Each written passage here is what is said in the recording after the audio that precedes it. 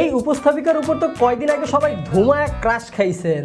ওই হাসি ভালোবাসি। উনি মূলত প্রশংসা পেয়েছিল ওনার ধৈর্য শক্তির জন্য। উত্তেজিত হবে আপনি আমাকে উত্তেজিত করছেন। আসসালামু আলাইকুম গাইস, আশা করি ভালো আছো। আলহামদুলিল্লাহ তোমাদের তো আমি ভালো আছি। আবারও ফিরে আসলাম তোমাদের মাঝে নতুন একটি ভিডিও নিয়ে, নতুন একটি ফানি ভিডিও নিয়ে। হ্যাঁ, তো আশা করি ভিডিওটি তোমাদের কাছে ভালো লাগবে, আর ভালো লাগলে অবশ্যই লাইক করে দিও এবং ভিডিওটি শেয়ার করে দিও যাতে তোমার বন্ধু বান্ধব সবাই দেখতে পারে। আর আজকের ভিডিও টাইটেলটি হলো উত্তেজিত কাকু আর 16 কোটি রাজাকার। হ্যাঁ, একটা টক শো হয়েছিল কোটা আন্দোলনের সময়, তো সেই সময় একটা ভাইরাল ভিডিও যেটা আজকে আমরা রিয়েক্ট করব। তো ভিডিওটি নেওয়া হয়েছে ভিত্তিক বাস চ্যানেল থেকে। অবশ্যই তাদেরকে ফুল ক্রেডিট দেওয়া হলো এবং তাদের ভিডিও লিঙ্কটি অবশ্যই আমাদের চ্যানেলের ডেসক্রিপশন বক্সে দেওয়া থাকবে, তোমরা চাইলে চেক আউট করে নিও। আর তোমরা যারা চ্যানেলে নতুন আছো অবশ্যই আমাদের চ্যানেলটিকে সাবস্ক্রাইব করে দিও এবং পাশে থাকা বেল আইকনটি প্রেস করে দিও যাতে নতুন নতুন ভিডিও খুব সহজেই পেয়ে যাও। তো চলো বেশি দেরি না করে আজকে আগে শুরু করি, ভিডিও শেষ হওয়ার পর পরে কথা হবে। তো লেটস প্লে। 1 2 3। এই উপস্থাপিকার উপর তো কয়দিন আগে সবাই ধুমায় ক্রাশ খাইছেন। ঠিক। হাসি ও ভালোবাসি। উনি মূলত প্রশংসা পেয়েছিল ওনার ধৈর্য শক্তির জন্য। উত্তেজিত হবে আপনি আমাকে উত্তেজিত করছেন। এই ঘটনা তো আপনারা সবাই দেখেছেন, কিন্তু আপনাদের অদেখা অনেক ঘটনাও কিন্তু আছে। ঠিক। মিটে রেগে গেল কেন? অনেকগুলা কারণ আছে, আর আপা কিন্তু শুধুমাত্র মাথা গরম করে রাগে নাই, উনার পুরা শরীরেই আগুন ধরে যায়। হ্যাঁ হ্যাঁ, দীপ্তি আপুর রাগে পরে যায়, আগে দেখি কি বলতে চায় আমাদের উত্তেজিত ভাই। না ওনার রাগ করাটা কিন্তু স্বাভাবিক ছিল, তোমরা পরে দেখলে বুঝতে পারবে। হ্যাঁ, আপনার জানমাল রক্ষার দায়িত্ব পুলিশের, এবং সেটি রক্ষার স্বার্থে পুলিশ অবশ্যই কথা আটকে যায়, ম্যায় করে। উনি বলতে চাচ্ছেন জনগণের জানমাল রক্ষা করার জন্য পুলিশ গুলি করতে পারে। এখন আমার প্রশ্ন হচ্ছে, পুলিশ যদি গুলি করার মাধ্যমে জনগণকেই খতম করে দেয়, তাহলে জানার মালটা কার রক্ষা হবে? প্লিজ এই ধরনের রাবিশ কথা বলবেন না আমার সাথে। আচ্ছা আচ্ছা, আমি কথাই বলবো না, দীপ্তি আপু আপনিই বলেন। আবু সাইদের আচ্ছা। হাতে কোনো আমাকে পরামর্শ বলতে ছিল? দেন আগে। উনি দেখি কাউকে কথা বলতে দিবেন না। আচ্ছা উনাকেই কথা বলতে দেই। আমি পুরোটা দেখেছি, তারা যেভাবে সশস্ত্র হয়ে আক্রমণ করেছে। আচ্ছা, উনি পুরাটা দেখছে। কি দেখছে? ছাত্ররা সশস্ত্র হয়ে আক্রমণ করছে। Like seriously? তো আবু শান্তি সাইদের রক্ষা হাতে করা। অস্ত্র ছিল? অবশ্যই ছিল। আমি কি কি আমি অস্ত্র কি অন্ধ ছিল? মানুষ? তার কি হাতে অস্ত্র লাঠি ছিল? ছোটা ছিল, আমি নিজে দেখেছি। হ্যাঁ, আবু নিজে সাইদের হাতে দেখেছি? অস্ত্র ছিল। কি অস্ত্র? ও, একটা আচ্ছা। লাঠি। তাহলে আজকে থেকে আমরা জানলাম লাঠি হচ্ছে সবথেকে ভয়ঙ্কর অস্ত্র। সাথে আমরা এইটাও জানতে পারলাম অস্ত্রের নতুন ধরনের ব্যবহার। এতদিন আমরা জানতাম অস্ত্র এইভাবে কিংবা এইভাবে ব্যবহার করা হয়, কিন্তু আজকে থেকে আমরা জানলাম অস্ত্র এইভাবে ব্যবহার করা হয়। আমি কি অন্ধ মানুষ? আপনি অন্ধ না, আমরাই অন্ধ। ये सब क्या देखना पड़ रहा है? अच्छा है मैं अंधा हूँ। লিঝান্ড কাকুর দেখার দৃষ্টি আর ভীষণ, এই দুইটা দেখে আমি শিহরিত আর আমি কি অন্ধ মানুষ? অন্ধ মানুষ মানে লাঠিকে সে অস্ত্র বানিয়ে দিয়েছে, এটা কোন কথা? ডোন্ট প্লিজ এই ধরনের রাবিশ কথা বলবেন না আমার সাথে। আচ্ছা, What? উপস্থাপিকা পয়েন্টে পয়েন্টে কথা বলছে যা ওনার জয়েন্টে জয়েন্টে ব্যথা দিচ্ছে। আসলেই। সত্যি কথা গায়ে লাগছে, চরম ভাবে গলাবাজি হচ্ছে। ন্যায় সঙ্গত বাস্তব কথা শুনলেই সব রাবিশ। আপনি স্পষ্টভাবে ওদের পক্ষে কথা বলছেন। ঠিক আছে, মানলাম আমরা কিংবা উপস্থাপিকা কিংবা জাতি সবাই ছাত্রদের পক্ষে কিংবা ন্যায়ের পক্ষে, কিন্তু কাকু আপনি কোন পক্ষে? बुझो ना ये ব্যাপার। সে তো স্বৈরাচারীর রাবিশ পক্ষে। কথা আমার সাথে বলবেন না। বুঝলাম না, ন্যায় সঙ্গত কোনো কথা বললেই খালি গলার জোর, চিল্লায় লাভ আছে? তাহিরি হুজুর কি বলছিল মনে নাই?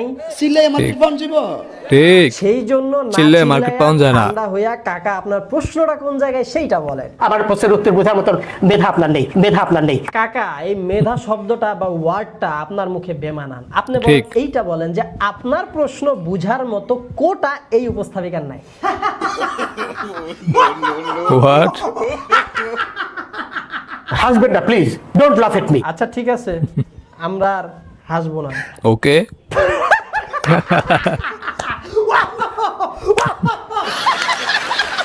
আচ্ছা যাই হোক, চলেন এবার আমাদের প্রিয় কাকুর সম্পর্কে একটু এখানে জেনে ভালো আসি। ফানি ছিল। ওনার নাম হচ্ছে জনাব মানিক। আমরা আছি সেখানে। আমি ওনার সম্পর্কে একটু গুগলে সার্চ করছিলাম, এরপর উইকিপিডিয়া আমারে যা জানাইলো। His famous dialogue is আপনি রাজাকারের সন্তান, though he himself never served as a freedom fighter. অর্থাৎ ওনার বিখ্যাত উক্তি বা উনি মানুষদেরকে বেশি বলতে পছন্দ করেন আপনি রাজাকারের সন্তান, যদিও উনি সশরীরে মুক্তিযুদ্ধে অংশগ্রহণ করেন নাই।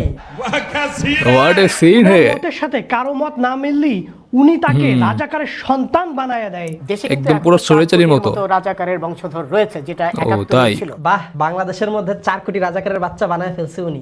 পাই দাও, 4 কোটি যদি রাজাকারের বাচ্চা থাকে, তাহলে এই 4 কোটি মানুষের পরিবারে যদি আমি 4 জন করে সদস্য ধরি, বাপ মা ভাই বোন 4 জন করে সদস্য ধরলে মানুষ কত হয়? 4 × 4 16 কোটি।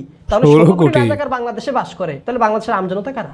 সবার অঙ্ক মেলে, আমার অঙ্ক মেলে না। সবাই রাজাকার, উনি মুক্তিযোদ্ধা। তবে ওনার মুক্তিযুদ্ধ করার স্টাইলটা কিন্তু একটু ইউনিক ছিল। মুক্তিযুদ্ধের আচ্ছা, সময় উনি তাই? ছিলেন দেশের বাইরে থেকেও কিন্তু উনি গায়েবানা ভাবে মুক্তিযুদ্ধে অংশগ্রহণ করেছিলেন। ও আচ্ছা। পেশায় উনি ছিলেন একজন বিচারপতি, সাবেক, মানে 2015 সালে উনি রিটায়ার্ড করেছেন। উনি ছিলেন বিচারপতি বাংলাদেশের। এবার আসেন বলি উপস্থাপিকার ধৈর্যের বাঁধ কিভাবে ভাঙলো। মূলত এই শোর একদম শেষে অফ স্ক্রিনে আমাদের প্রিয় কাকু উপস্থাপিকা আপাকে বলে, মানে একটা মানুষ ছাত্রদের পক্ষে কথা বলছে, ন্যায়ের পক্ষে কথা বলছে, তাই তার একদম ডিরেক্ট রাজাকারের বাচ্চা বানায় দিছে। আপনার কোনো অধিকার নেই আমাকে রাজাকারের সন্তান বলার। এভাবে অসম্মানজনক কথা বলার অধিকার কে দিছে? অধিকার নেই আমাকে রাজাকারের সন্তান বলার। এই জায়গায় একটু শুনেন উপস্থাপিকা কি বলছে। রাজাকারের সন্তান বলার। রাজাকারের সন্তান। রাজাকারের সন্তান বলার। আর আমাদের প্রিয় কাকু কি বলছে? রাজাকারের বাচ্চা।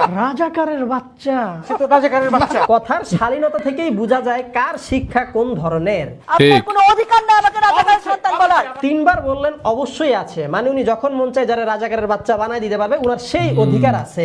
আপনি যেভাবে আমাকে অপমান করলেন, আমাকে এইভাবে অপমান করার ক্ষমতা সাহস কেউ কোনোদিন পায়নি। আপনাকে তাই? অপমান করা একদমই ঠিক হয় নাই। আমি এর তীব্র প্রতিবাদ এবং নিন্দা জানাচ্ছি। আপনি এক কাজ করেন, আপনি একটু বাইরে যা আবার ঢুকেন, আমরা দাঁড়াইয়া আপনারে সম্মান করি। আমরা আপনাকে দাঁড়ায় সম্মান করি। সারা দেশের মানুষ যে এই টক শো দেখে উড়াধুরা সোশ্যাল মিডিয়াতে আপনাকে অপমান করলো, সেইটাকে আপনি দেখছেন না।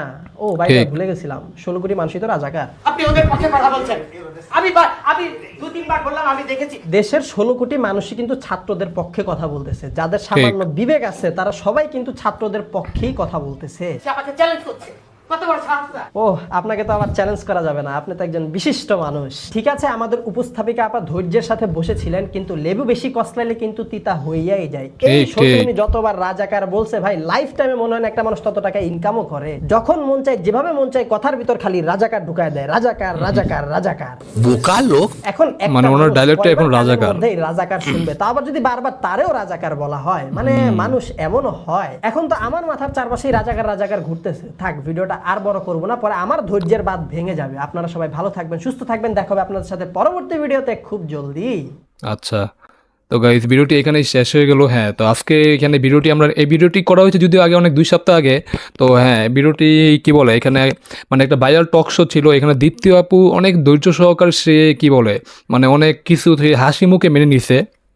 কিন্তু ওই বিচারপতি মানিক নাকি, তো যাই হোক, তো সে মানে তাকে বারবার রাজাকার বলতেছে, বারবার রাজাকারের বাচ্চা বলে অপমান করতেছে, যেটা তার বলার কোনোভাবে রাইট নাই। কিন্তু উনি যে বিচারপতি মানিক, আমার তো মনে হয় উনি তো বিচারপতি হওয়ার যোগ্যই না, তাহলে উনি কীভাবে বিচারপতি ছিল আল্লাহ তালাই ভালো জানে। তো ওনার মুখে শুধু একটাই ডায়লগ, আপনি রাজাকারের বাচ্চা, আপনি রাজাকারের বাচ্চা। কিন্তু দীপ্তি আপু, মানে যিনি উপস্থাপিকা বা যিনি হোস্ট ছিলেন, তিনি খুব ধৈর্য সহকারে তার কথাগুলো সহ্য করেছেন এবং ধৈর্য সহকারে তাকে ট্যাকেল দিয়েছেন। কিন্তু ওই লোকে মানে পাগল হলে যা হয় আর কি। তো যদিও ভিডিওটি অনেক আগের করা বা ভাইরাল একটি ভিডিও ছিল এটি, মানে উনি মানে এটা এফবিতে বলা, ইউটিউবের সব জায়গায় ভাইরাল ছিল। তো আপুর প্রশংসাও হয়েছিল খুব। তো আমিও আজকে দেখলাম, তো আবার তাই তোমাদের মাঝে রিয়েক্ট করলাম। তো তোমাদের কাছে ভিডিওটি কেমন লেগেছে অবশ্যই তোমরা কমেন্ট করে জানাও। আর ভালো লাগলে অবশ্যই লাইক করে দিও এবং শেয়ার করে দিও, যাতে তোমার বন্ধু বান্ধব সবাই দেখতে পারে। আর আজকের ভিডিওতে তোমরা কি বলে, কে কে দেখেছো অবশ্যই তোমরা কমেন্ট করে দিও। তো আজকে এই পর্যন্ত রাখি, দেখা হবে আবার নতুন কোনো ভিডিওতে। সে পর্যন্ত তোমরা ভালো থাকো। আল্লাহ হাফেজ।